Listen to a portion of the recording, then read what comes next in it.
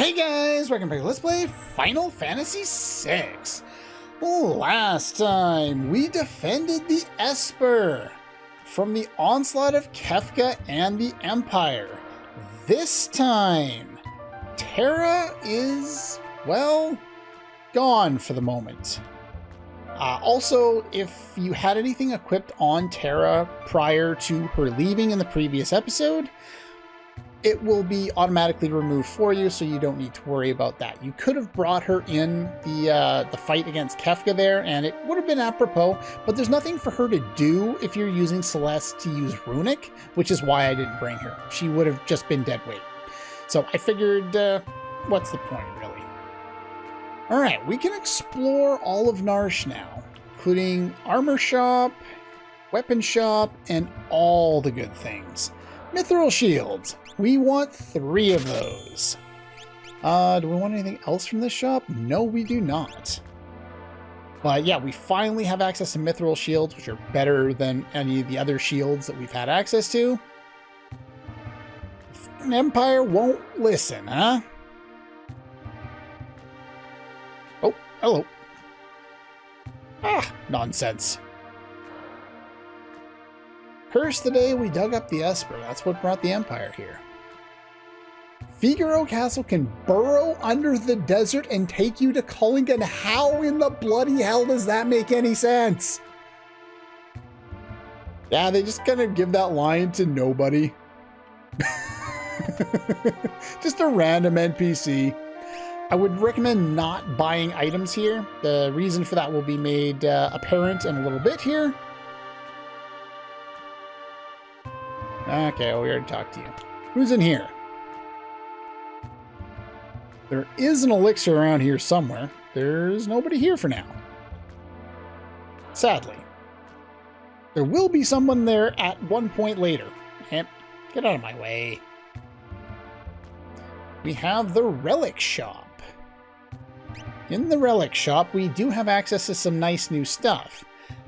Fairy rings, those were the garbage from before. Jewel rings protect us against petrify. We want a couple of those. We already have 1 ribbon, and I think I get another one somewhere along the lines.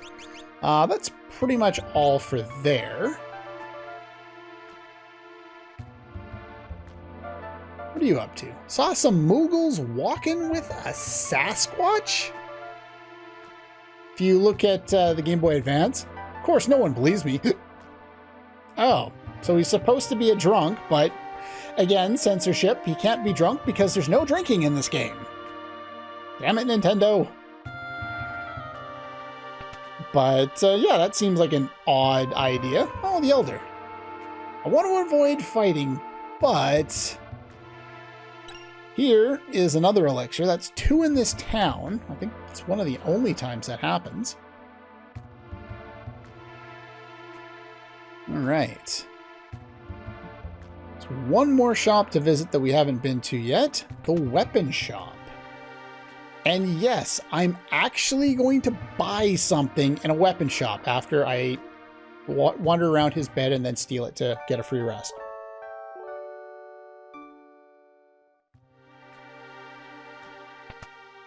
Free rests are a good thing. Anytime we can get them. I'm actually going to buy a weapon. Is it a new sword? Another new sword? The same pike I stole at the beginning of the game that's now finally available? A claw that I could steal before I could even get Sabin? And it wasn't worthwhile then either? No, the new expensive stuff down here is what I'm going to buy. A full moon boomerang, as well as a flail. These are both back range weapons that allow us to attack from the back row without taking any damage. With Celeste, the only downside is, well, if you look at some of the other weapons here, let's take a look at a sword. It has the Runic ability on there. It also has the Sword Tech ability, so you could equip it on Cyan. Just not right now. I won't get into that. But here, you can't use Runic if you're equipped with this weapon. It allows her to do more physical damage from the back row where she's safe, but she can't use Runic. So there will actually be times where this is beneficial and times where I'm going to switch back to allowing her to do runic. With Locke, the full moon boomerang is better. You could buy 2 and use the Genji glove, but the only reason you would bring Locke to the next sequence is if you plan on stealing with him, because his normal attacks, even with a Genji glove and an Atlas armor, aren't worthwhile. So I would highly recommend only buying 1 and using him as a thief. Also, we can now put him along with everyone else in the back row, because who needs normal attacks, basically. All right. What else we got down here? Inn. I didn't go in the inn. There's a free one, so you don't have to, but, okay, there's nothing here. Nothing fun here. What do you say? 200? Not a chance. I got it for free. There's one thing that I haven't shown off yet, which I probably should have done earlier since it was accessible right below. There is a room or a house down here. Now, this door is normally locked. Let's go through a doorway here to demonstrate this. Let's take Locke out of being in the lead there. Nope. And let's go down there with someone else. Oh, I thought it was locked. Only the chest in the back is locked. Can it be opened? I thought you needed lock for this, but I guess I'm wrong. Lots of money. Another pair of earrings. A thief knife. Locked treasure chest. Even Locke can't open that one for now. Not that you usually have to change him to the front row to do that with. A wall ring for auto reflect. A sneak ring. And another hyper wrist. Hyper wrist, kind of junk at this point, but equipped. Instead of black belt, I'm going to give you the sneak ring. Raises successful rate of steal. Also gives him some additional speed. Basically, he's set up to be fast and to steal. Now, the thief knife is an interesting item. Take a quick look at it. Randomly steals an enemy's item. Can also be used by Shadow. It's a decent weapon, and its steal function is nice, but most of the time you're going to want to steal the proper way, because normally you're trying to steal something that you don't just get lucky enough to steal on your first attempt. But anyway, now that we've got our gear set up here, let's remove your hyper wrist and give you that extra pair of earrings that I got and show you my equipment. So sneak ring and running shoes with a full moon on Locke, flail, earrings, and a white cape on Celeste, earrings and sprint shoes on Sabin, and Atlas armlet and earrings on Edgar for a little more versatility. So he can use either Bioblaster or auto crossbow, you know, depending on the situation. Anyway, with that being said, I am going to walk down to Figaro Castle, which, even though they don't mention much about it, is just randomly back where it was before, even though it disappeared for a while. It is now back. Fight through some boring encounters against enemies we've already fought before. Yep, the castle's just here. King Edgar, welcome back.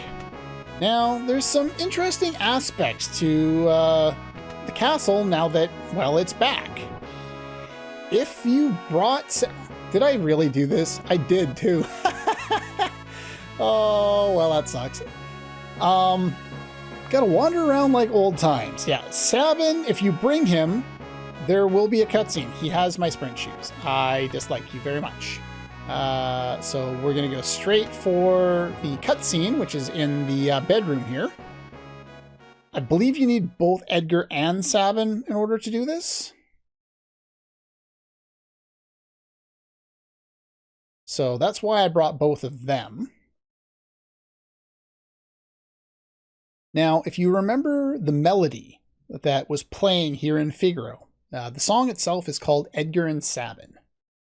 And remember I mentioned a few episodes back about the concept of leitmotif, where the music or elements of the music have been reused in another song. Well, the song that's about to play is a variant on Edgar and Sabin's theme. Everyone's gone since that day.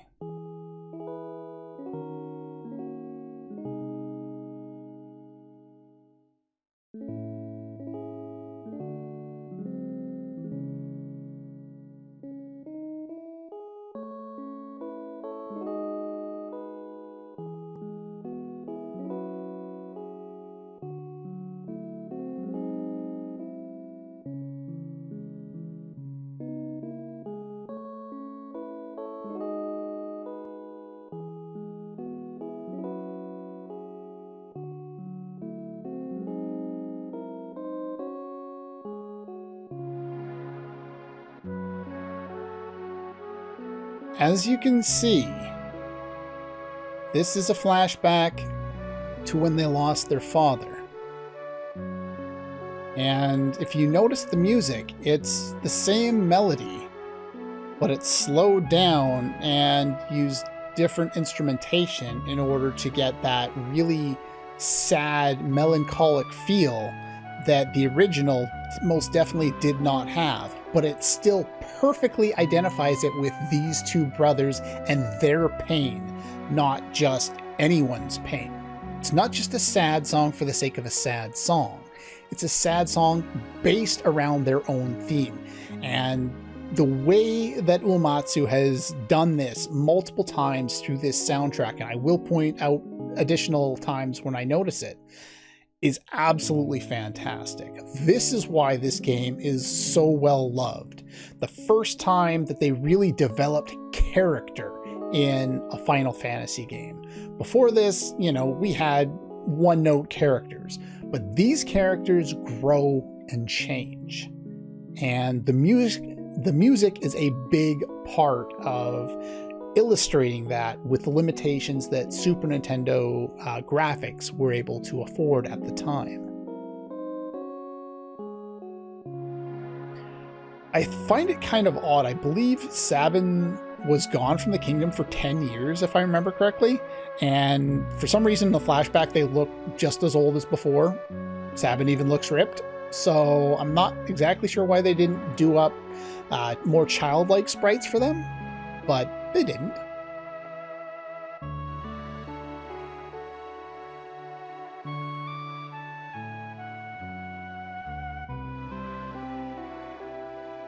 Your father uttered his last wish that Figaro be divided between you.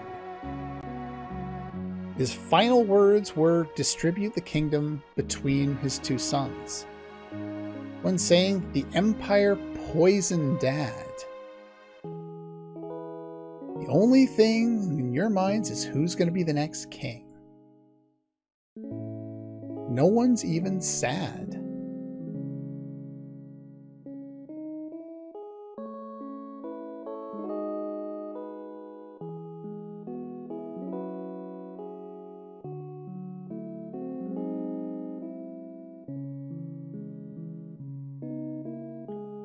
Empire of murderers. They won't get away with this. Now, one of the aspects to a lot of Super Nintendo games is because of the limitations of how much dialogue you can fit in, you have to really look and think about how certain things would affect characters because it's oftentimes not laid out in text for you. Edgar being, hearing this, that there were rumors of the Empire poisoning his father. And later on, Edgar, as the king, has decided to form an alliance with this empire, even though it's only kind of a ruse, but he has to deal with these people who could have been the one to poison his father. Just imagine the torment on someone like that trying to hold that anger in.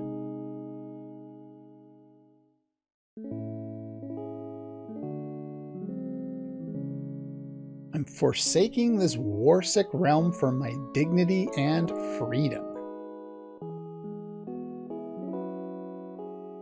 Now, in the Game Boy Advance translation, he's posing it for both of them to go.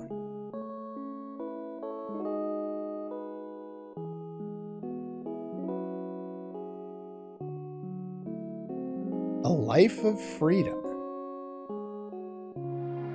Sabin's noting here that even Edgar is kind of sick of it, and he doesn't necessarily want to be the king. What'll happen to the realm if we both leave?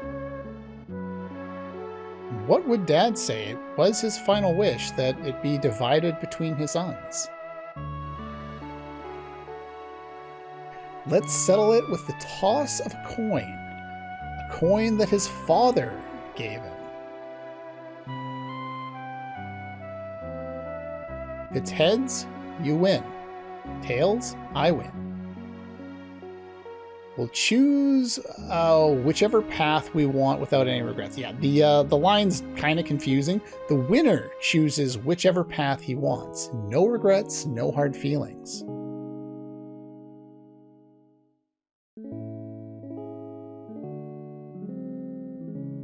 This is for Dad. And that coin is kind of a symbol of their bond and their relationship. Then you opted for your freedom. Reminiscing out loud, are we, Sabin? Yeah, there we go. There's the line. 10 years. I knew it was around here somewhere. The little shrimp's grown into a whopping lobster. Damn it, Woolsey. Your imagery is fantastic. And you're a king crab. Maybe he was just hungry when he was writing this script. He's like, I'm going to go out for sushi after this.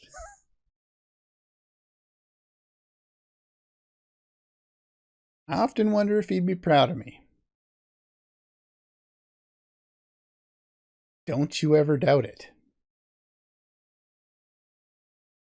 Where has the time gone? So yeah, I'm not entirely sure how old these two are supposed to be, but I would suspect, considering many different aspects, that they probably were, I would guess, in their teens or kind of, you know, maybe even a little younger when their father passed away, because I don't see them as being much older than 30, either of them. They just don't give me that kind of vibe. So I'm guessing, you know, that they're probably in their mid-20s or early 20s, like most RPG characters, meaning they would have been a lot younger at the time. I still don't know why they didn't give them different sprites, but...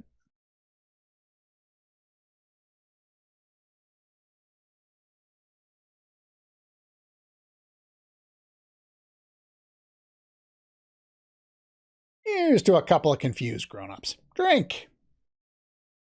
I'm not sure why they use the term grown-ups instead of adults, but whatever. Grown-ups just reminds me of, you know, being a kid, because that was the last time that term was used around me. To Mom and to Figaro. I guess they're drinking there.